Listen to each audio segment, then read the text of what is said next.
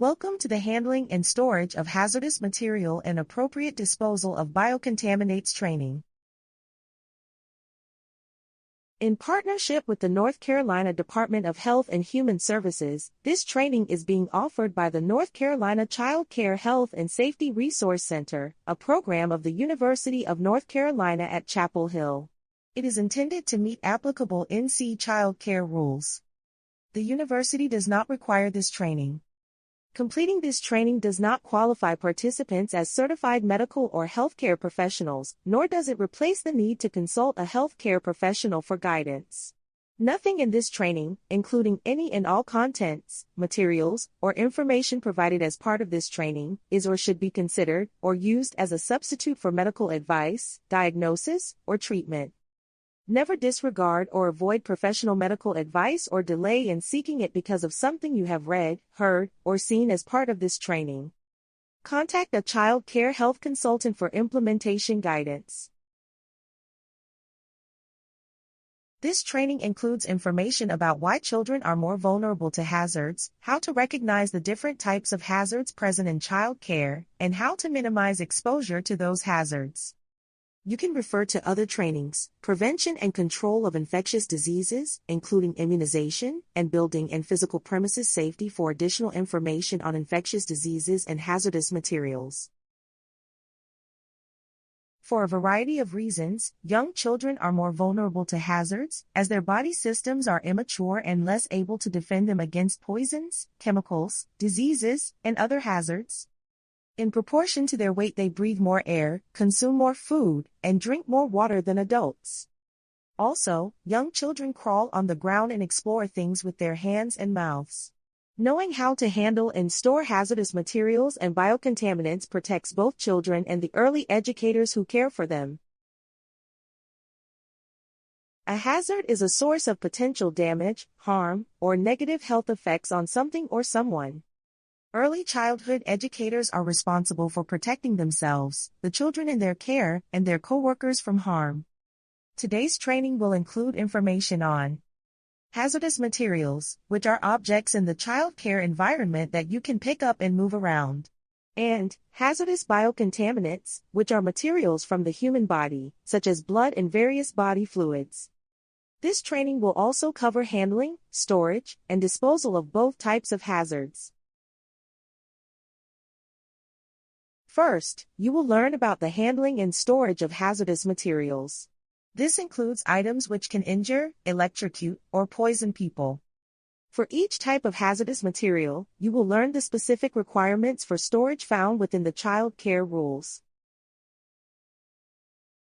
Potentially hazardous items include firearms and ammunition, power tools, chemicals, propane tanks or heaters, lawnmowers, and gasoline or kerosene. Any substance that is under pressure in an aerosol dispenser, such as sunscreens, insect repellents, or other household items are also classified as hazards. Any loose nails, screws, and splinters should be removed from inside and outside equipment.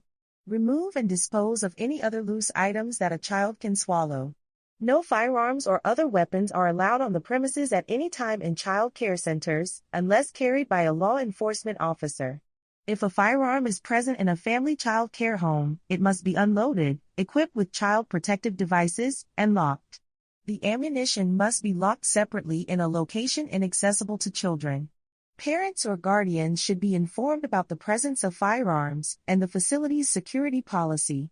Other tools, equipment, and supplies should be placed in locked storage, or off the premises, or in a location that is inaccessible to children. An object is considered inaccessible to children when stored on a shelf or in a cabinet that is mounted 5 feet above the finished floor.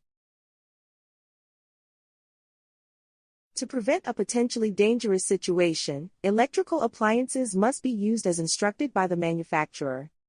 All appliances with heating elements, such as bottle warmers and coffee pots, must be inaccessible to children. Crock pots can only be used for preparing foods. They cannot be used to warm bottles, as this is not the manufacturer's recommended use. When not in use, electrical outlets and power strips that are accessible by children should have safety outlets, or be covered with safety plugs. Electric fans must be mounted out of the reach of children or be fitted with a mesh guard to prevent injury to children. Only extension cords that are approved by the local fire inspector can be used, and electrical cords and extension cords must not be accessible to infants and toddlers. Protection against fire and smoking hazards involves limiting children's access to the materials. Fire starters are defined by the child care rules as matches, lighters, and accelerants, which are anything that speeds the development of a fire. These should be kept in locked storage. Smoking materials include any product containing, made or derived from tobacco, including e-cigarettes, cigars, little cigars, smokeless tobacco, and hookah. North Carolina child care rules state that children are to be in a smoke-free and tobacco-free environment. As such, parents and visitors must be notified of the smoking and tobacco restriction. For child care centers, smoking, and the use of any product containing, made, or derived from tobacco, shall not be permitted on the premises of the child care center, in vehicles used to transport children, or during any off-site activities. Signs about the restriction must be posted at each entrance and in vehicles used to transport children. Family child care homes, or child care centers in an occupied residence licensed for 3 to 12 children, must be smoke and tobacco-free during business hours when children are in care, in vehicles used to transport children, or during any off-premises activities. As previously mentioned, all smoking materials and fire starters must be kept in locked storage and should not be stored in employee purses or bags, unless those are locked as well. It is best practice for all facilities to be tobacco-free at all times to prevent the effects of third-hand smoke. Third-hand smoke is the toxic residue that settles on the surface of floors, cars, clothing, or toys. Infants and children may breathe in the residual chemicals when they contact these items. If you, or early educators you work with, are thinking of quitting the use of tobacco products, visit Quitline NC, which is a 24 hours a day, 7 days a week hotline. More information and resources are available at quitlinenc.com. Many toxic substances can be poisonous if swallowed or absorbed through the skin. Some of these substances include personal care products, cosmetics, medications, cleaning products, chemicals, and toxic plants. There are over 2 million human poison exposures reported to poison centers every year, and the likely number of exposures is even higher as many cases go unreported. Children under 6 years of age account for over half of exposures, with the substances most commonly involved in poisonings being cosmetics and personal care products, cleaning substances, and medications. When using or handling toxic substances, avoid contaminating surfaces that others may come in contact with. Also, be careful that the sanitizer, disinfectant, and other chemical sprays being used are not inhaled or do not accidentally spray onto nearby children. All toxic substances should be used as recommended by their manufacturer and as described on the safety data sheet, if available for that product.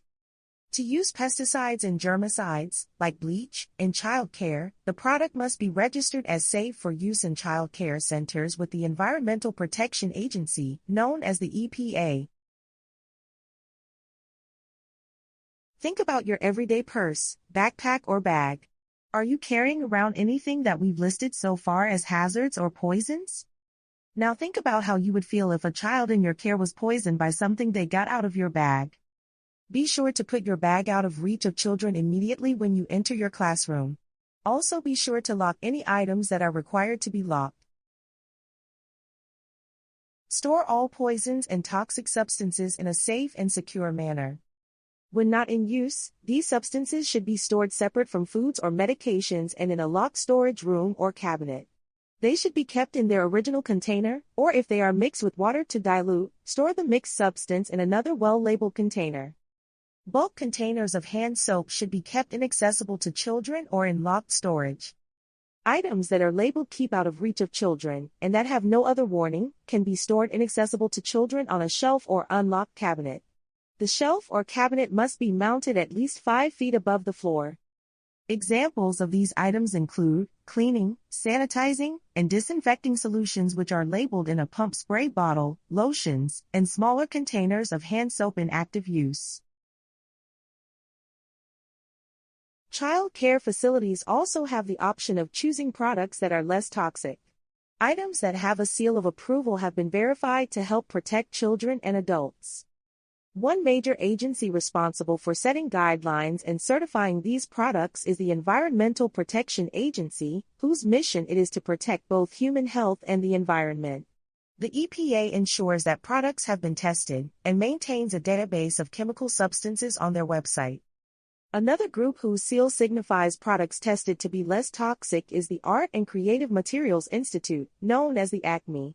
This group works to identify art materials that are certified as safe for use by children.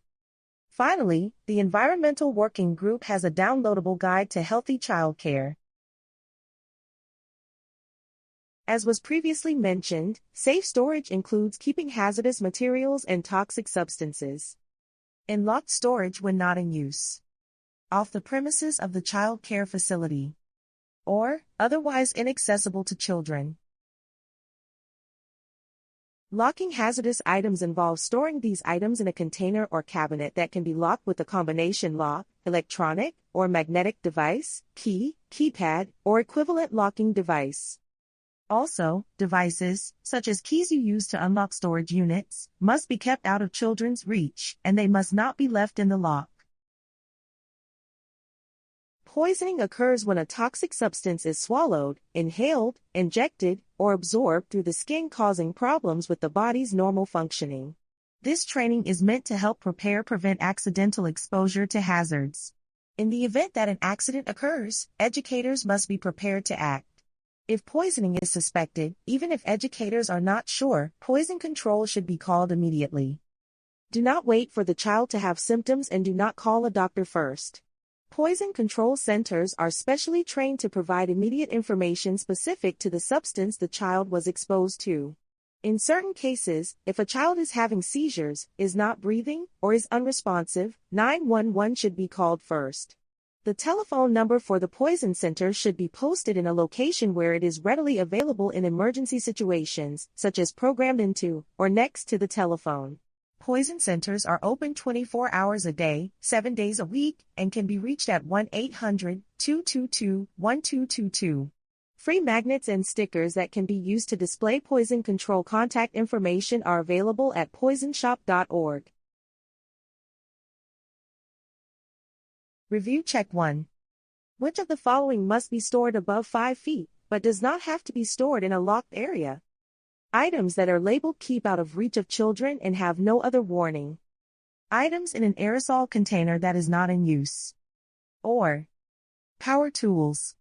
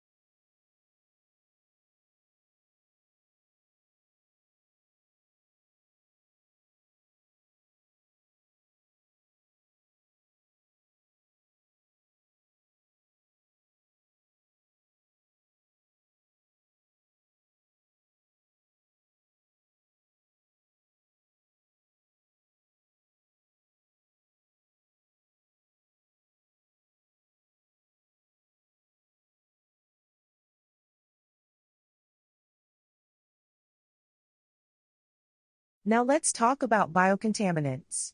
Due to their potential for transmitting infections, all body fluids, including blood, feces, urine, vomit, nasal secretions and saliva, must be treated as though they are hazards. The North Carolina Child Care Rules define biocontaminants as blood, bodily fluids, or excretions that may spread infectious diseases. Several infectious diseases are carried in blood or in bodily fluids that contain blood. These are called bloodborne pathogens and include human immunodeficiency virus, known as HIV, and the hepatitis B and C virus, among others like syphilis and malaria.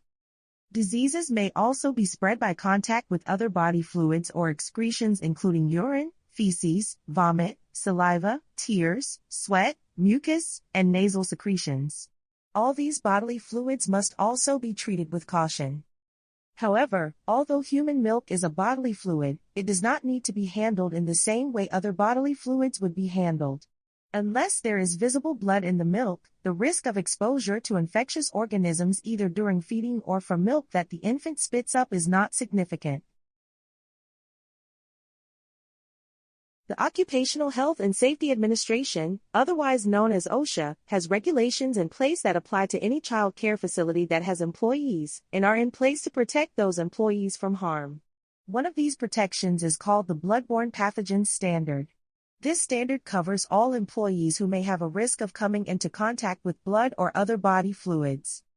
The North Carolina Department of Labor enforces OSHA rules, including the Bloodborne Pathogen Standard, and provides education about creating a safe workplace. Because our North Carolina Child Care Rule requires all staff who provide direct care or accompany children when they are off premises be trained in CPR and first aid, the Bloodborne Pathogen Standard applies to these staff members as well.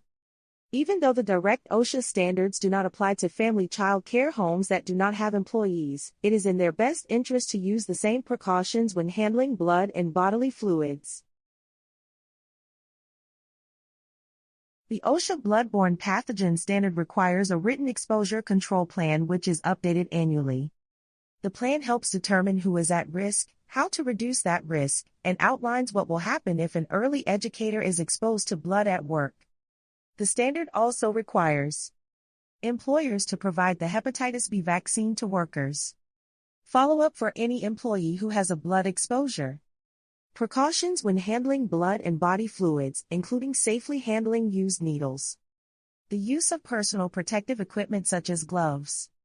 And information and training to workers, for anyone who is determined to be at risk. This training must be at the beginning of their duties, and annually thereafter. If you, or the early educators you work with, have further questions, please visit the North Carolina Department of Labor's website. Surfaces that may come in contact with body fluids must either be disposable, like single-use diaper table paper, or made of a material that can be disinfected. To further reduce risk, use barriers and techniques that minimize potential contact of mucous membranes. This includes the mouth, nose, and eyes. Also avoid contact with blood or other potentially infectious substances to openings in the skin. Barriers will aid in helping to reduce the spread of infectious material within the child care facility. Such techniques include not touching surfaces with potentially contaminated materials unless those surfaces are disinfected immediately afterwards. Precautions that can be taken to avoid contamination and spreading infection include the use of personal protective equipment. This includes wearing gloves when in contact with blood or other body fluids that contain visible blood, and wearing eye protection if contaminants are likely to splash into the face. Gloves should also be worn to protect open wounds on the hands. Gloves are recommended with diaper changing, but are not required by North Carolina Child Care Rule. Gloves are not necessary for feeding human milk or cleaning up spills of human milk, but caregivers and teachers should avoid getting express human milk on their hands if they have open skin or sores. In this situation, if caregivers or teachers have wounds, they should be protected by waterproof bandages or disposable gloves. Wear eye protection if splashing is likely. For spills of blood or other potentially infectious body fluids, the area should be cleaned and disinfected. Care should be taken in eye protection used to avoid splashing any contaminated materials into eyes, nose, or mouth. Wipe up as much of the visible materials with disposable paper towels and dispose of these by placing them in a doubled plastic bag that is securely closed or tied. If the amount of blood is considerable and could potentially leak, these bags should be labeled as contaminated waste to warn and protect other people who may handle the trash. Child care centers are required by NC sanitation rules to have written procedures in place for employees to follow in case there are episodes of vomiting or diarrhea that occur in the center. These procedures must address steps staff will take to minimize the spread of germs and the exposure of staff, children, food, and surfaces to vomitous or fecal matter. More information on plans can be found on the Children's Environmental Health Training page. Spills of body fluids onto floors, rugs, and carpeting should be cleaned by blotting the surface to remove the fluid as quickly as possible. After blotting the surface, educators should disinfect by spot cleaning with a detergent disinfectant. Additional cleaning by shampooing or steam cleaning the contaminated surface may be necessary.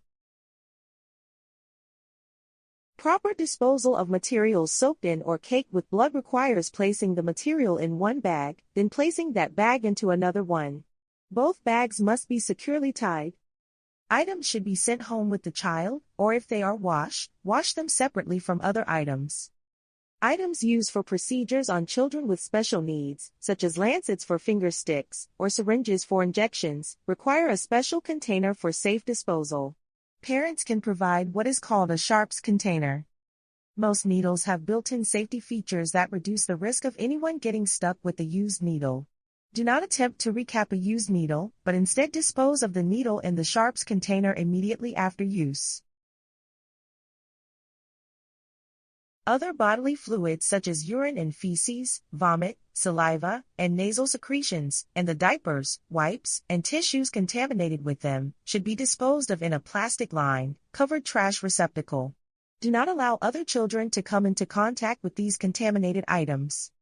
When cloth diapers are used, or children have accidents during toilet training, feces may be emptied into the toilet. Cloth diapers or clothing may not be rinsed. Place the soiled cloth diapers or clothing in a tightly closed plastic bag and keep out of reach of other children. Send these items home with the child's parent each day. North Carolina Child Care Rule states that biocontaminants must be stored in locked areas. For example, used needles must be disposed of in a puncture-proof container inside a locked cabinet. Removed from the premises. For example, paper towels used for cleaning up blood should be taken to secured outdoor trash receptacles. Inaccessible to children. For example, place soiled clothing in plastic bags in a covered plastic bin out of reach of children. And disposed of in a covered, plastic-lined receptacle. For example, soiled materials from diapering or wiping noses should be disposed of in a covered trash bin. Review Check 2. Gloves are not required when cleaning up which of the following? A small amount of blood from a nosebleed. Spills of human milk.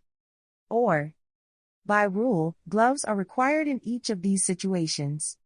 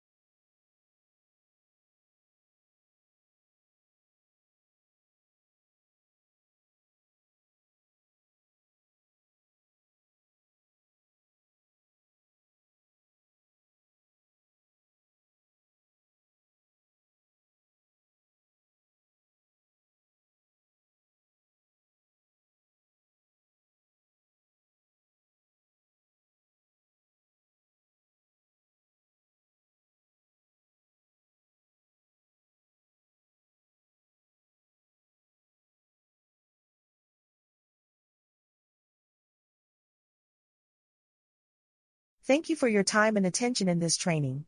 Continue on to complete the training and earn your certificate.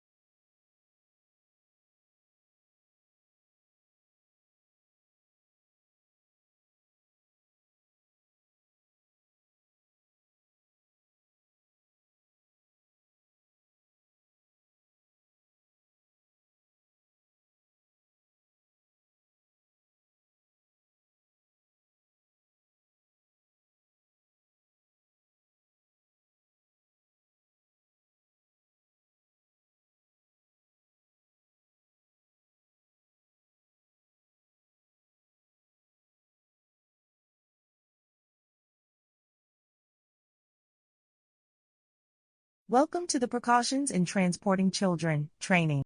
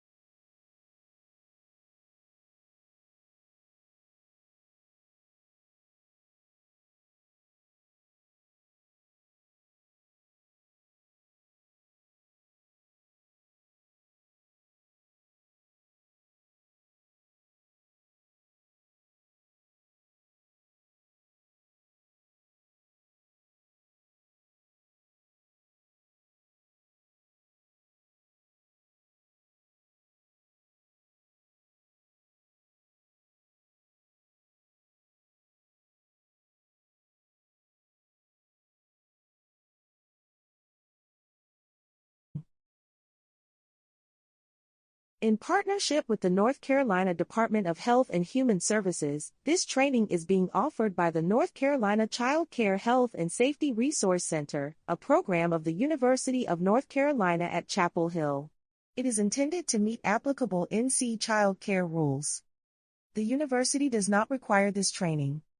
Completing this training does not qualify participants as certified medical or healthcare professionals, nor does it replace the need to consult a healthcare professional for guidance. Nothing in this training, including any and all contents, materials, or information provided as part of this training, is, or should be, considered, or used as a substitute for medical advice, diagnosis, or treatment. Never disregard or avoid professional medical advice or delay in seeking it because of something you have read, heard, or seen as part of this training. Contact a child care health consultant for implementation guidance. Today's training will cover safety during transporting children, keeping young children and other passengers safe while in a vehicle, and driver and vehicle safety, including rules and laws. Motor vehicle crashes are a leading cause of death and disability among children in the United States. In 2022 alone, 1,129 children 14 years old and younger died as a result of crashes and over 156,000 were injured. More than 1 in 3 children in vehicles who died were not buckled up. Child care facilities must have written permission from a parent/guardian to transport children. Written permission must include when and where the child is to be transported, expected time of departure and arrival, who will be transporting the children. The parent can give a standing permission which is valid for up to 1 year for daily trips to the facility and home again. This standing permission does not include field trips or other non-routine transportation. Daily transportation of children to and from a center requires the center to keep a list of children transported. Copies of this list should be kept in the vehicle and at the facility. Attendance should be taken as children board and depart vehicles. This is required by North Carolina Child Care Rule for centers and a recommended safety practice for family child care homes. All records related to transportation must be kept for the time the child is enrolled in the facility and for 1 year after the child is no longer enrolled. Anytime a child is taken off the premises, identifying information must be brought, including a photograph of the child and a copy of the child's application and medical emergency information form. This form must include the child's name and their emergency contact information. This information must be brought, even if the activity is done by walking. This applies to both centers and family child care homes. Additionally, for children who have a medical action plan or medication permission form, both the medication and the forms must be brought with the child while being transported. If the driver or chaperone is required to give medication, he or she should take a training on the safe administration of medication in child care. The driver or staff transporting children may only drop the child off with a person who is listed on their application, or someone otherwise authorized by the parent or legal guardian. Children should be loaded and dropped off curbside, or as close to the side of the road and as far away from the flow of traffic as possible. Centers must establish and share procedures for pickup and drop-off with parents or guardians. They must be posted in a place that can easily be seen by anyone dropping off or picking up children. Family child care homes should also establish safe pickup and drop-off procedures. For all trips, parents or guardians must give permission in writing for children to attend. A schedule of off-premises activities must be given to parents and posted in each participating classroom where it can be viewed. The name and contact information of a staff person from the child care facility who is going with the children on the field trip must be included, so parents can contact them in case of an emergency. Staff should keep a list of all children who are on the trip. In child care centers, children under age 3 may not be transported in a motor vehicle for a field trip. Whether walking or taking public transportation, always plan the route before taking children off the premises. Make sure that all early educators supervising children know the plan. A copy of the plan should be kept at the facility. Always take attendance when boarding and departing public transportation, supervise the front and rear of the group, and keep children together at all times. Early educators must make sure they stay within ratio at all times, even when off premises. The ratio of adults to children in child care vehicles may not be less than the classroom staff to child ratios. In centers, when transporting 3 or more children under age 2, the driver may not be counted in the staff to child ratio. If the center is transporting 1 or 2 children under age 2, or children ages 2 and older, the driver may be counted in the staff to child ratio. For children age 0 to 12 months, the ratio is 1 adult to 5 children.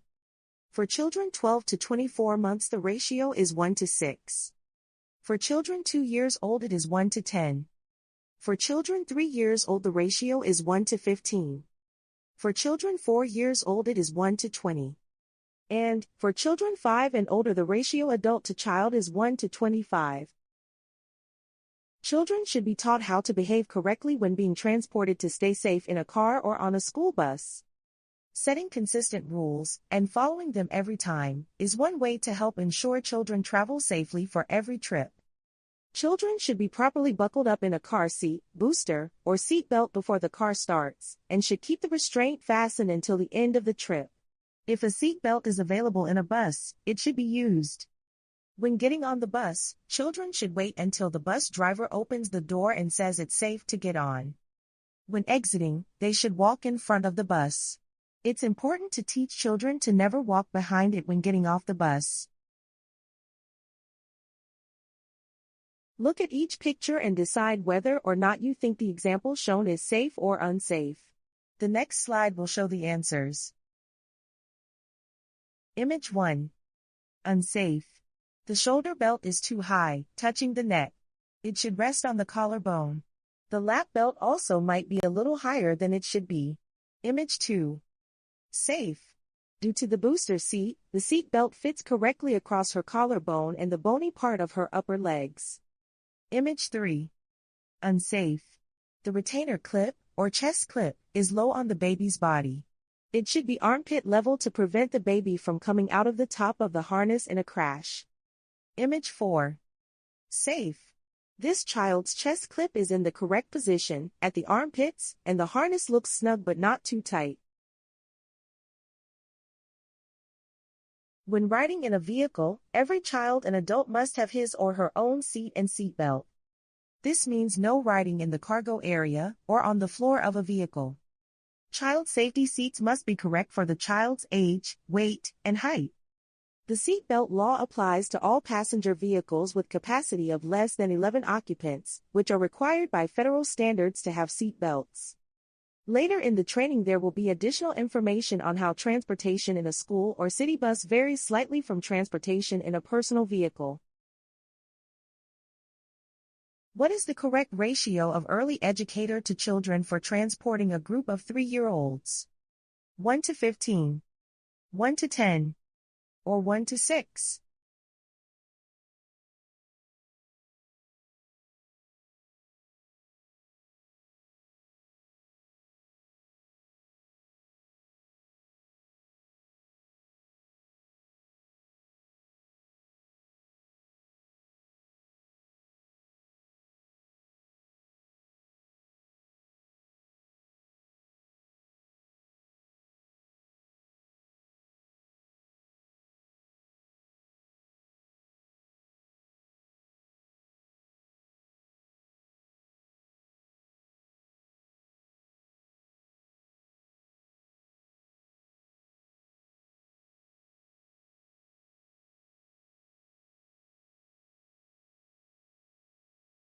If transporting children in a vehicle with seatbelts, car seat selection is based on a child's age and size. Refer to car seat manufacturer's instructions to check height and weight limits. Also, read the vehicle owner's manual on how to install the car seat using the seat belt or lower anchors and a tether. All children must ride in the back seat at least through age 12.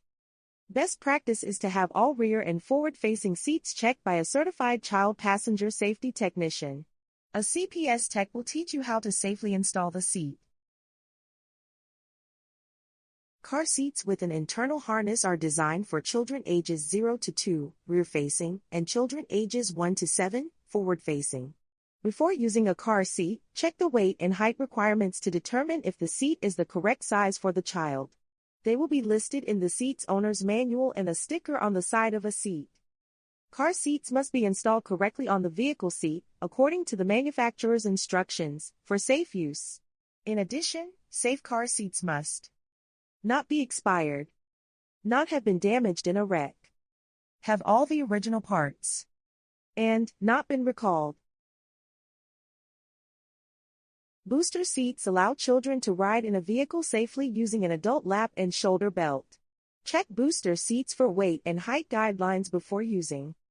To install, booster seats are simply placed on top of the vehicle seat and the seat belt is buckled around the child on the seat. Older children can start wearing just a seat belt when they can easily rest their back against the seat of the car and bend their knees over the edge of the seat. Usually, this happens when kids are between 8 and 12 years old and around 4 feet 9 inches tall. When wearing a seat belt properly, the strap should fit across the chest and shoulder, not around the face or neck, and the lap belt should lie across the hips, not across the stomach. School buses are one of the safest forms of transportation. In most school buses, seat belts are not required due to the thick padded seats and seat backs that provide crash protection. If a facility wants a child to be restrained on the bus, the child should be transported in a child safety restraint system that is suitable for the child's weight and age. The system should meet applicable federal motor vehicle safety standards and should be properly secured to the school bus seat, using anchorages that meet these standards. School buses should also be ready to transport children who ride in wheelchairs. 12 to 15 passenger vans do not meet the federal safety standards applicable to school buses. New 12 to 15 passenger vans cannot be sold or leased to child care programs to transport children to and from school or related events. Child care facilities should avoid the use of 15 passenger vans whenever possible. To transport children, drivers must be at least 21 years old or a North Carolina licensed school bus driver. To be a licensed school bus driver, a person must be 18 years old with 6 months of driving experience and have a valid health certificate. The driver's license can also be a license from the state in which the driver resides. Anyone driving a school bus must have a license to do so. The driver must not have an impaired driving offense within the previous 3 years and must have passed the criminal background check as outlined in North Carolina general statutes. Best practices recommend drivers having a safe record for 5 years or more. A safe driving record includes having no crashes where a citation was issued. CPR and first aid courses must be appropriate to the ages of children in care. Drivers should never be impaired in any way when transporting children. Substances such as alcohol, illegal drugs, and prescription medications, as well as over-the-counter medications that could cause fatigue, dizziness, or other side effects should not be consumed within 12 hours of transporting children. Drivers must be competent to deal with emergencies and supervise children if evacuation is necessary. Although not necessarily medical conditions, fatigue and sleep deprivation should be considered conditions that would prevent a driver from transporting children. Drivers should not play or use earphones to listen to music, radio, or other distracting sounds while children are being transported. The use of cell phone or other devices are prohibited at all times while the vehicle is in motion or on an active road or highway. These devices should be used only when the vehicle is parked in a safe location. Having a safe vehicle is as important as having a safe driver behind the wheel. Children should not be able to remove any of the padding and torn upholstery. These are examples of hazards and are listed in the North Carolina Child Care Rules. Drivers should be aware of any hazards that may prevent a vehicle from being safe to transport children. Vehicles must have up-to-date registration and must have passed inspection. Vehicles must be insured for liability as required by state laws governing transportation of passengers. If transporting children in snow, ice, or other hazardous weather conditions, the vehicles must have snow tires or chains. Vehicles should also be stocked with safety materials. Make sure the fire extinguisher is appropriate for use in a vehicle. A multi-purpose dry chemical extinguisher rated for use in Class A, B, or C fires is appropriate. Check the manufacturer's recommendations for safe use in a vehicle. All items must be secured and out of reach of children. This is so items do not become projectiles in a crash, and so children do not have access to potentially dangerous chemicals. The ability to communicate is another important aspect of transportation safety, in case there are any vehicle problems or emergencies. Staff in each vehicle must have a cell phone or a two-way radio that must be in working order. However, these devices can only be used in case of an emergency and when the vehicle is parked in a safe location.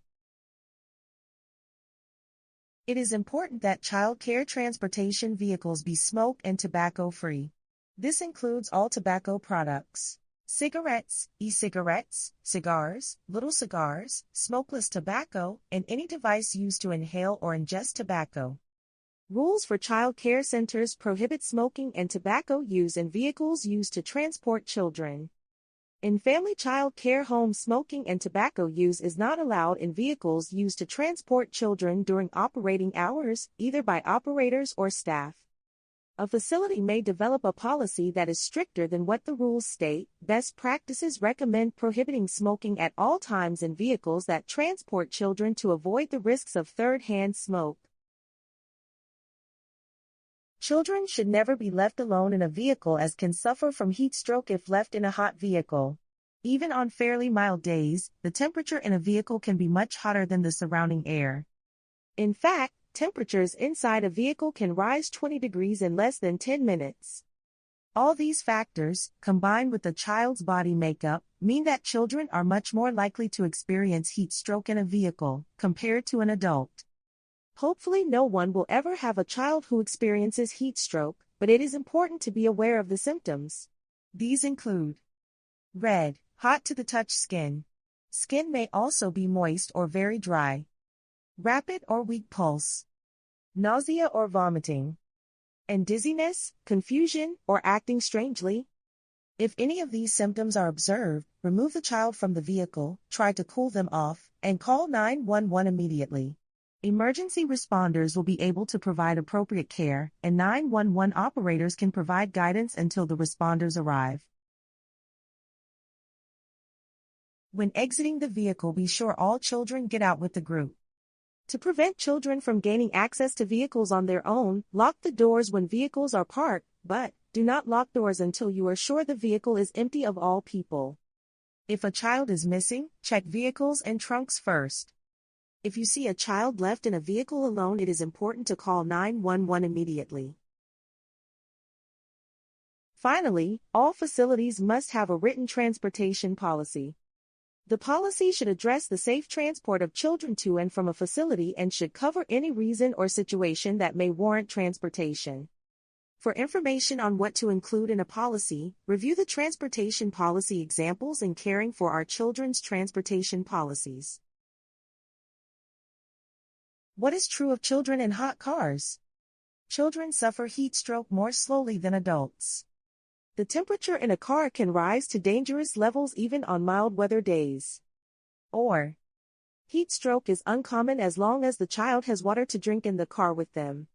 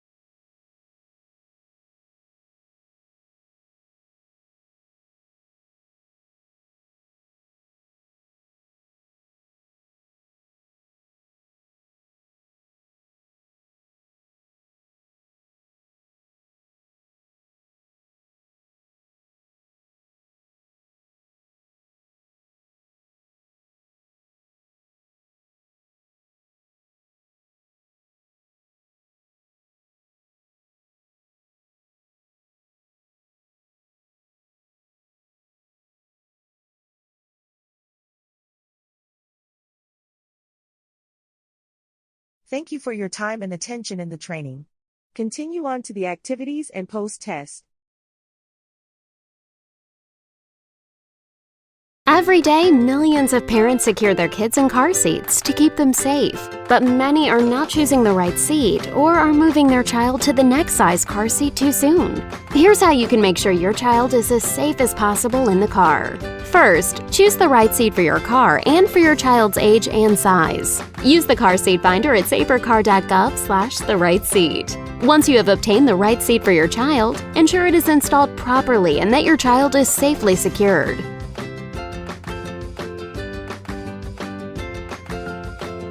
Remember, as kids grow, their car seat type changes. Keep checking their size and only move them to the next type of seat when they have outgrown manufacturer size limits.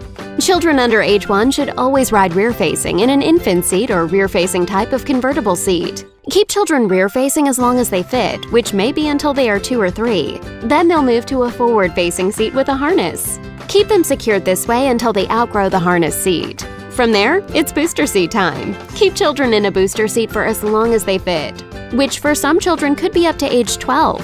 Then, once they're big enough for a seatbelt to fit properly, you can remove the booster seat.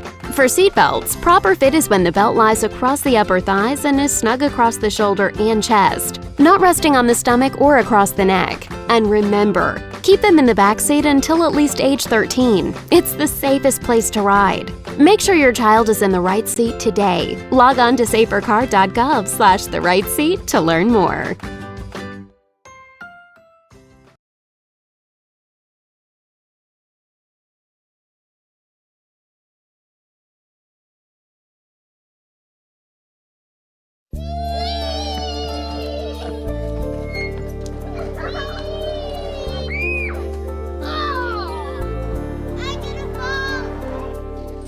More than 1,000 children 12 and under die in car crashes every year, and more than 100,000 are injured.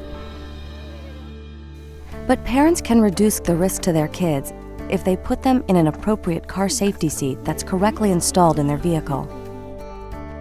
When a vehicle is moving at 30 miles per hour, so is everything inside it.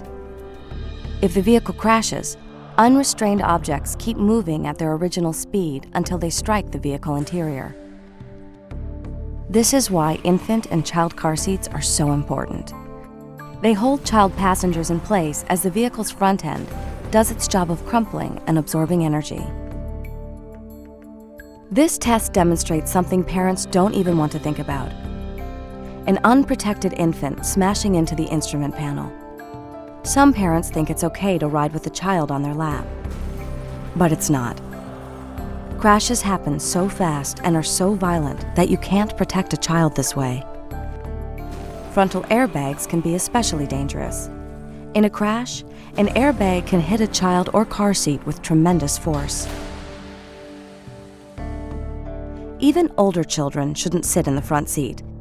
The temptation to play with the radio can put them in harm's way. Children are always safer in the back seat. The basic types of car seats are rear-facing infant seats, forward-facing child seats, convertible seats that can be used either rear or forward-facing, and booster seats for children who've outgrown their forward-facing seat but aren't big enough for adult seatbelts. Consider your child's age and size when picking out a car seat, and whether it's compatible with your vehicle's seats and seatbelts. Not all car seats will fit well into your vehicle. Proper installation has always been a struggle, but it is getting easier. Since September 2002, passenger vehicles are required to have special anchors, and all car seats have to be made with attachments that fit into them. This system is called latch. Lower attachments mate with anchors in the seat. Anchor points are usually marked. For all forward-facing seats, top tethers get attached to anchors usually on the rear shelf or on vehicle seat backs. Car seats in seating positions without latch are still safe if you use the vehicle's belt system correctly. In order to do this in some vehicles, you may need to use a locking clip. Remember, always use the top tether with a forward-facing seat. Keep in mind, A car seat that fits easily into one vehicle may not fit very well, if at all, into another. Before you buy a car seat, try it in your vehicle to be sure it's compatible and can be tightly secured. Also, be sure to read the seat and vehicle owner's manuals to make installation go more smoothly. In some communities, you can check the installation at county checking stations, police or fire stations, car dealerships, or hospitals. If you're in a severe crash, inspect your child's car seat. If there's visible damage, you'll need to replace it. Remember, your child's safety is up to you. Always be sure he or she is properly buckled in without fail every ride.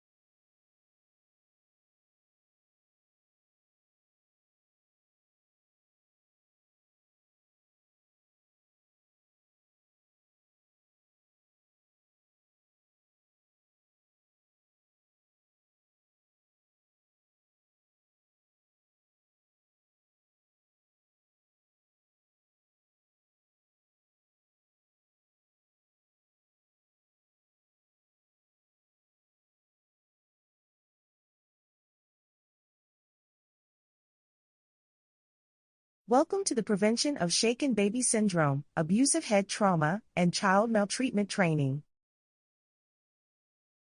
In partnership with the North Carolina Department of Health and Human Services, this training is being offered by the North Carolina Child Care Health and Safety Resource Center, a program of the University of North Carolina at Chapel Hill. It is intended to meet applicable NC child care rules. The university does not require this training. Completing this training does not qualify participants as certified medical or healthcare professionals, nor does it replace the need to consult a healthcare professional for guidance. Nothing in this training, including any and all contents, materials, or information provided as part of this training, is, or should be, considered, or used as a substitute for medical advice, diagnosis, or treatment. Never disregard or avoid professional medical advice or delay in seeking it because of something you have read, heard, or seen as part of this training. Contact a child care health consultant for implementation guidance. In this training, participants will learn the definition and consequences of shaken baby syndrome and abusive head trauma, the fundamentals of early brain development and infant crying, and how to recognize, respond, and report shaken baby syndrome and abusive head trauma. In this presentation, the acronym SBS and AHT will be used throughout as shorthand for shaken baby syndrome and abusive head trauma. While these two items are paired together, they are not identical. You will learn the definitions of both. It is important to note that shaken baby syndrome is one outcome of abusive head trauma, which is the focus of this training. As we begin, close your eyes and take several slow, deep breaths. Do you feel calmer? Breathing exercises can improve the body's functioning harmed by stress and can even reduce blood pressure. As we continue, think of other things you can do to de-stress. Abusive head trauma is the shaking or hitting of a child's head into an object, which may result in an injury to the brain. It is a preventable, but severe form of child abuse. Abusive head trauma often happens when a caregiver becomes angry or frustrated because of a child's crying. The caregiver then shakes the child or hits the child's head into something in an effort to stop the crying. The term abusive head trauma is used by physicians to describe shaken baby syndrome. However, some may still use the term shaken baby syndrome. Other terms used in conjunction with shaken baby syndrome can include non-accidental head injury, inflicted traumatic brain injury, non-accidental head trauma, shaken impact syndrome, whiplash shaken infant syndrome. It's important to note that many cases of shaken baby syndrome are underreported and or never receive a formal diagnosis. Babies cry to communicate because they are sleepy, hungry, wet, or for no reason at all. Sometimes, babies cry just to cry. This is not unusual. It is a normal part of development. No matter what the reason, our job is to protect the children in our care and to support them in a proper manner. Health consequences of shaken baby syndrome include vision problems, developmental delays, physical disabilities, and hearing loss, among others. These outcomes often result in permanent, physiological injuries to the child. About a third of all child maltreatment deaths are from abusive head trauma. Around 1 in 4 infants who experience this form of abuse will die. Babies less than 1 year of age are at the greatest risk, but shaken baby syndrome has been reported in children up to 5 years of age. Most abusive head trauma victims are male. Other factors that can influence the chances of shaken baby syndrome include children born prematurely, with a disability or with certain medical conditions, children born as a twin or triplet, and children who have a history of being physically abused. Have you ever experienced any of the factors shown here? Chances are most people have.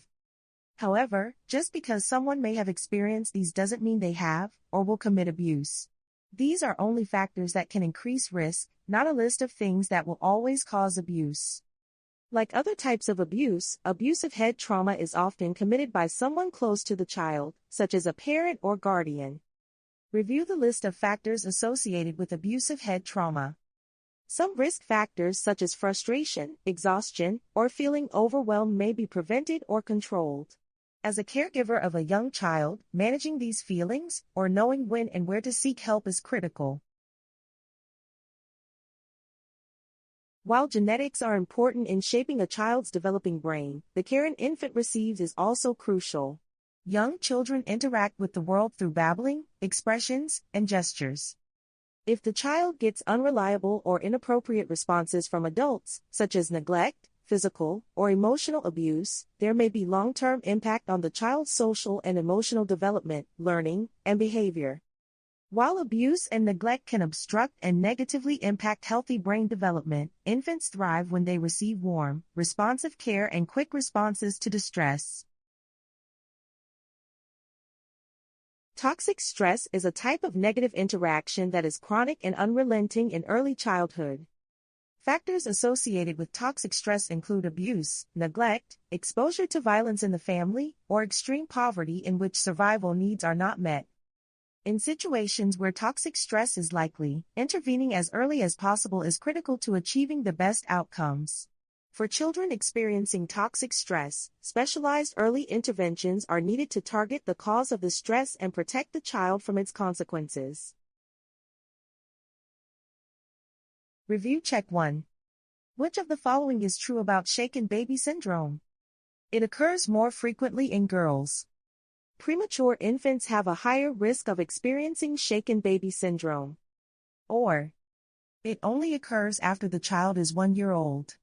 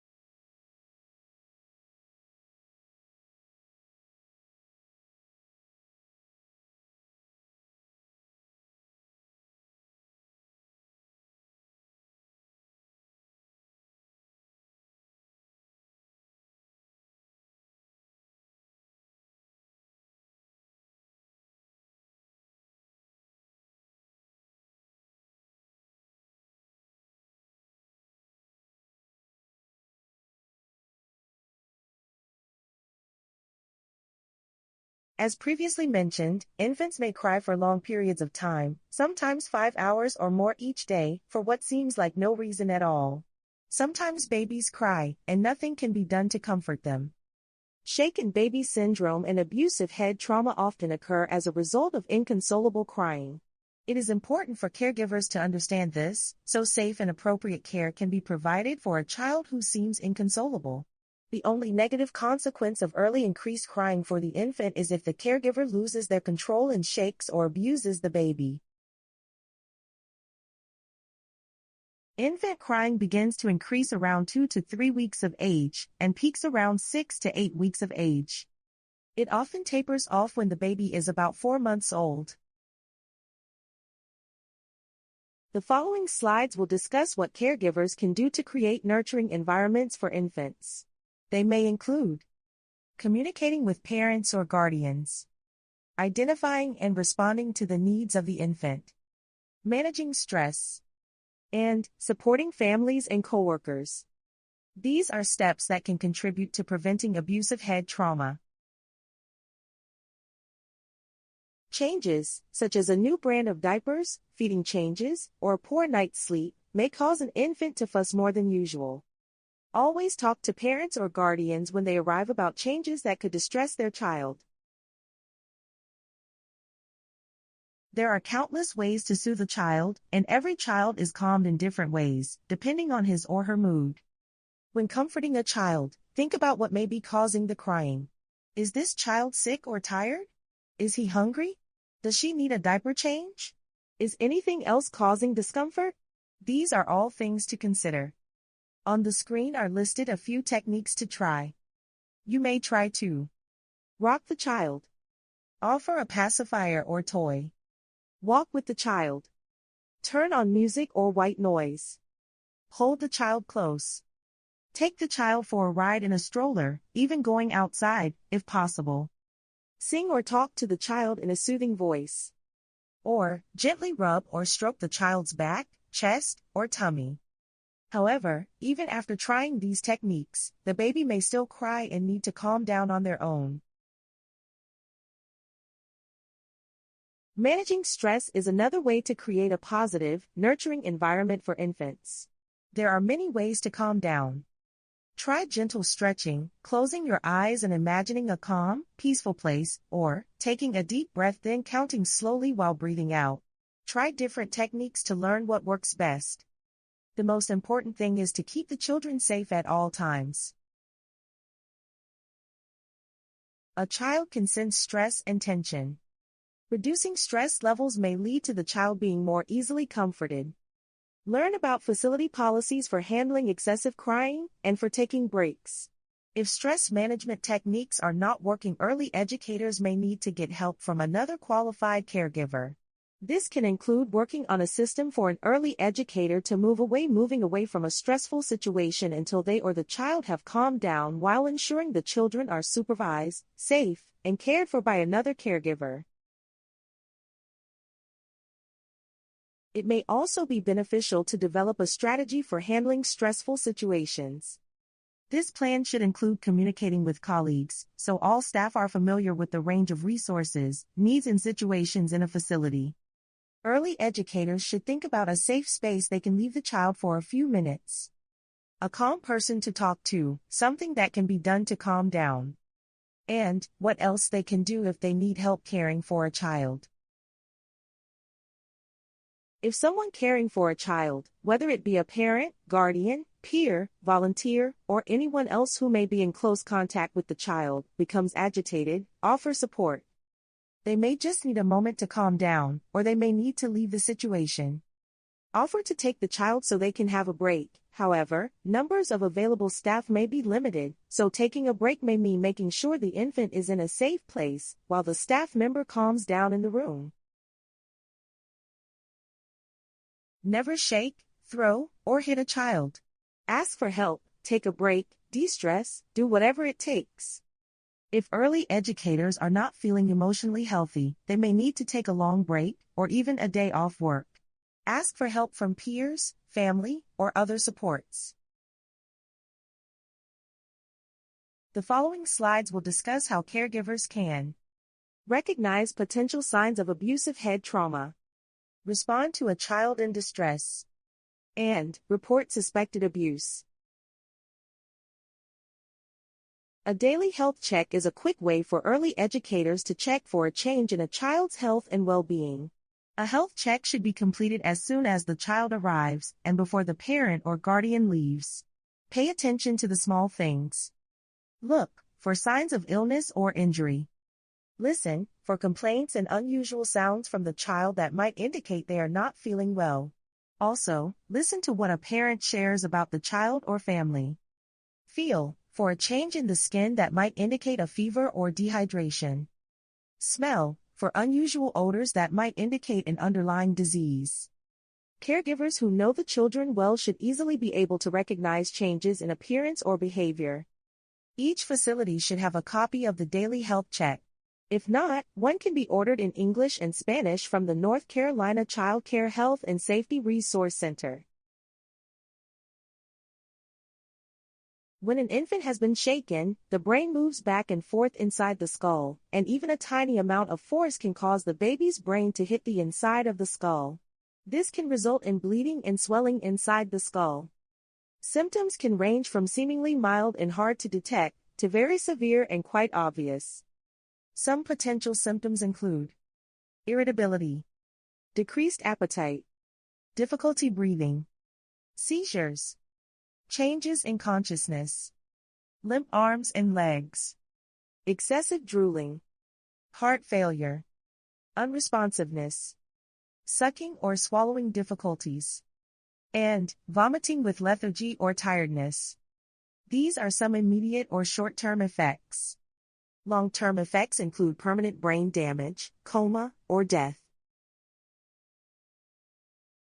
A child who is showing symptoms of abuse may be experiencing more severe internal injuries than what can be observed. Staff should immediately report concerns to a supervisor and call 911. Staff trained in pediatric CPR should determine if CPR is needed and begin immediately. The North Carolina Division of Child Development and Early Education will investigate suspected child maltreatment in a facility.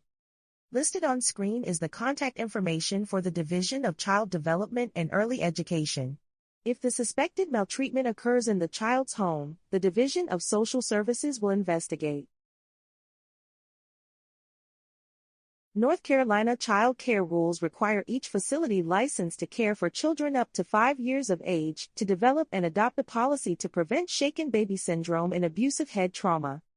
The facility operator, additional caregivers, substitute providers, uncompensated providers, and parents or guardians must review the policy, then sign and date an acknowledgement indicating the policy was reviewed. Make sure to read the facility's policy before signing. Ask questions if anything is unclear. Keep a copy of the policy and refer to the resources listed. A copy of the policy must also be given and explained to the parents of children up to 5 years old before they receive care at the center. Review check 2. Infant crying normally peaks about what age? 6 to 8 weeks. Or 2 to 4 weeks.